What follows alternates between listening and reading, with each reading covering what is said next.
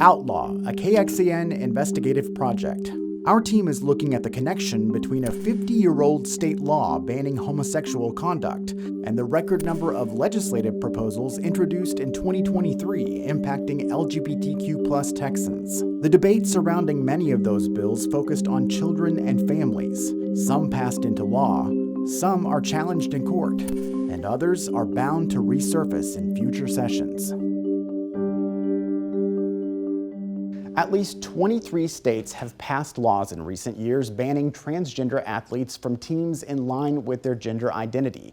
That includes Texas, which passed a law in 2021 related to sports in grades K through 12, and a similar law this year for the college level. KXAN's Sam Stark takes a closer look at the latest Texas law's rollout and what challenges it could face.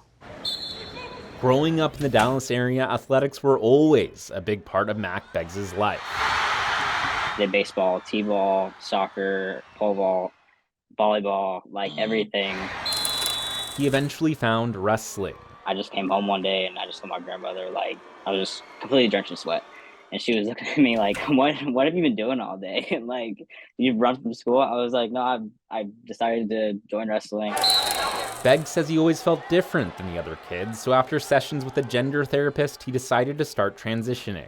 I was already presenting really masculine. I think I was 16 when I started taking actual testosterone. Still, a UIL academic policy when Beggs was in high school in 2017 required him to wrestle against other girls, though he would have preferred to wrestle other boys. That year, he won a state title. The 17-year-old is at the center of attention because the athlete was born a girl, but has been transitioning to a boy using growth hormones. But on the road to the state tournament, Beggs won a regional championship after two opposing wrestlers forfeited over concerns Beggs has an unfair advantage due to the testosterone treatments. I didn't feel like I had an option to be scared. I didn't feel like I had an option to not be strong, because if I did, then I might have lost myself, and I might have not have been here today. In 2022, a new Texas law went into effect, saying K-12 student athletes can only play on teams corresponding with the sex on their birth certificates. By that time, Beggs had gone on to wrestle competitively on the men's team at Life University in Marietta, Georgia. If he'd stayed and wrestled at a college in Texas today, that wouldn't be possible. Another law passed this year extended the rules to the collegiate level. Senate Bill 15 comes down to one thing: fairness. As a legislature, we have taken the first step towards protecting fair competition for women already and passing protections for girls K-12 sports. Now it is time to take the next step, so fairness for female athletes is protected at all levels, and finish the other half of the equation to protect all female sports.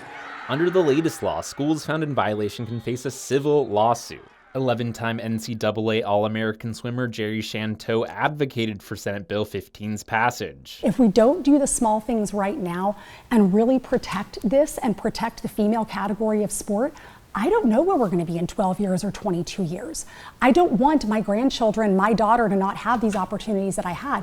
KXAN reached out to several public Texas universities' athletic departments to learn how they will implement the new rules. Many declined interviews, others never responded. Last legislative session, KXAN reported Texas colleges questioned by lawmakers said no transgender athletes had ever competed for their schools. In 2022, University of Pennsylvania swimmer Leah Thomas became the first openly trans person to win an NCAA championship. Shortly after Thomas's win, the NCAA changed its rules, aligning with the Olympic sport-by-sport approach. So, by the next school year, transgender athletes must provide documentation at least twice a year and within 4 weeks of competition showing they meet their sports standard. This may include details on testosterone levels. I hope that they participate in sport. I want them to, and I'd like them to do so in the category that they were born at. Don't let anybody tell you that you can't do something, because nothing is impossible in life. Looking at the federal government's involvement in this issue, this year the Biden administration proposed a change to the 50-year-old Title IX regulation, suggesting any categorical bans on transgender athletes should be a violation of the rule. For people who aren't familiar, what is Title IX, Sam? Yeah, so it's the federal law prohibiting discrimination based on sex at any government-funded educational institution. Well, what happened following the announcement of the proposed Title IX rule change? Yeah, so the U.S. Department of Education received over 150,000 public comments on its interpretation.